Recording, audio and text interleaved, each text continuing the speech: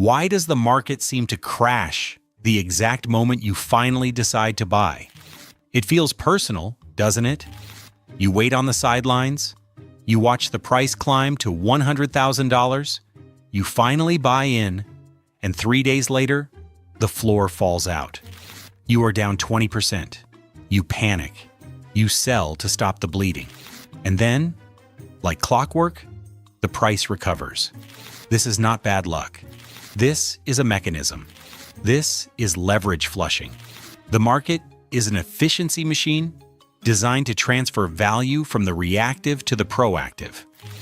When you buy during a pump, you are providing exit liquidity for someone who bought 2 years ago. When you sell during a crash, you are providing cheap entry liquidity for an institution with a 10-year time horizon. Psychology has wiped out more portfolios than any bear market. The volatility of Bitcoin is the price of admission. It is the fee you pay for performance that outperforms every other asset class on Earth. But the average retail investor treats Bitcoin like a slot machine. If it does not pay out immediately, they think it is broken. They sell.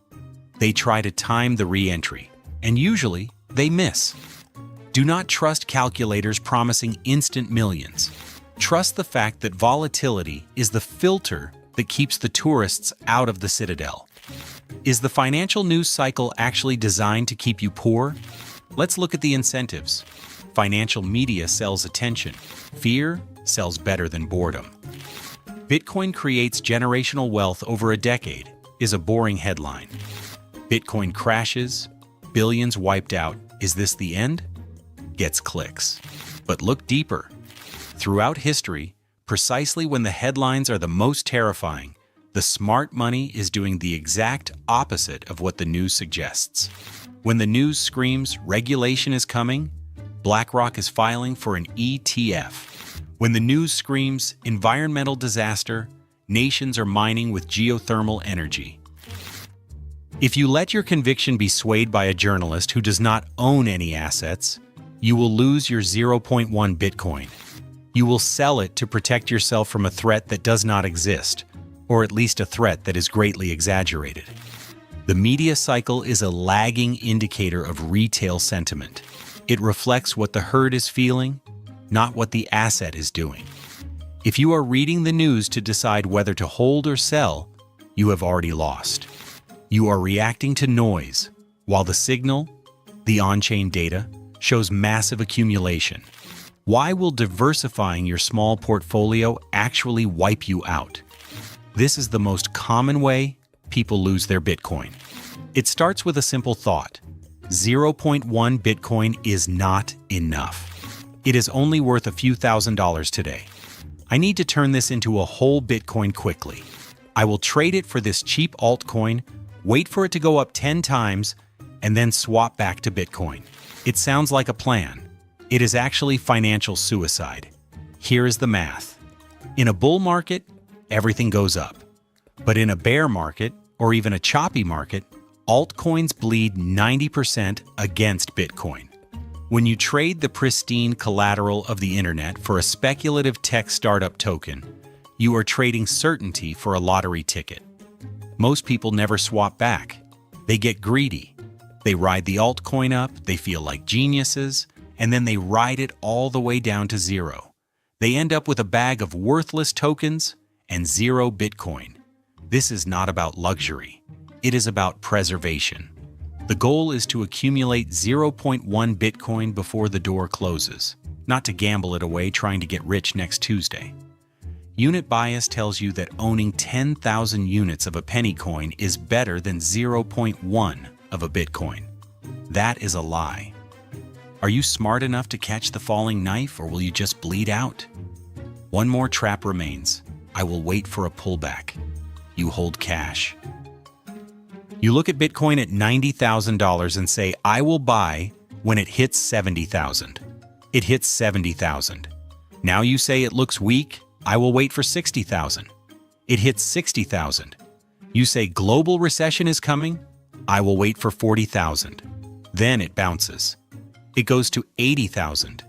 You freeze. You refuse to buy higher than your previous target. It goes to 100,000. You are now priced out. You wait for a dip that never comes. This is how people get left behind. They try to outsmart the market instead of spending time in the market. The strategy that actually works is not timing the market. It is time in the market. Nobody makes movies about dollar cost averaging because it is boring, but it is the only way to defeat your own ego. The goal is not to guess the bottom. The goal is to secure your 0.1 Bitcoin before the supply shock makes the price irrelevant to your salary. While you are waiting for the perfect price, the block reward is halving and the supply is drying up. You are fighting a mathematical inevitability with a guessing game. Who is actually on the other side of your sell order when you panic? Do you think you are selling to another guy named Steve who lives in his basement? No. You are selling to an algorithm owned by a sovereign wealth fund, a publicly traded company, or a spot ETF issuer. Let's be realistic for a second. These entities have a time horizon of decades. They do not care about the monthly CPI print. They do not care about the election cycle. They have infinite capital compared to you. When you sell because your rent went up or because you got scared, they are there to absorb that liquidity. This is the great shakeout.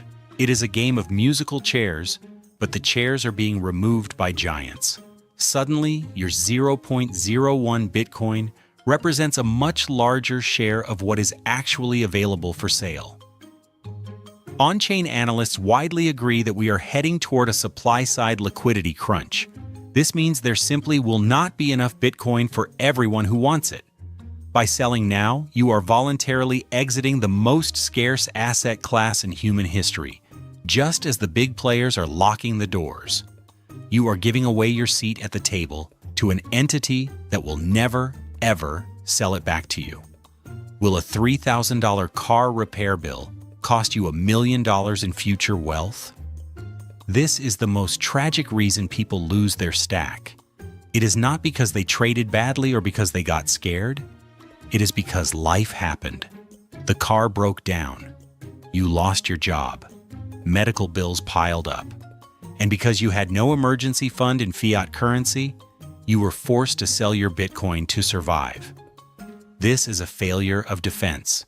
You cannot hold Bitcoin for 10 years if you cannot survive the next 10 months in fiat.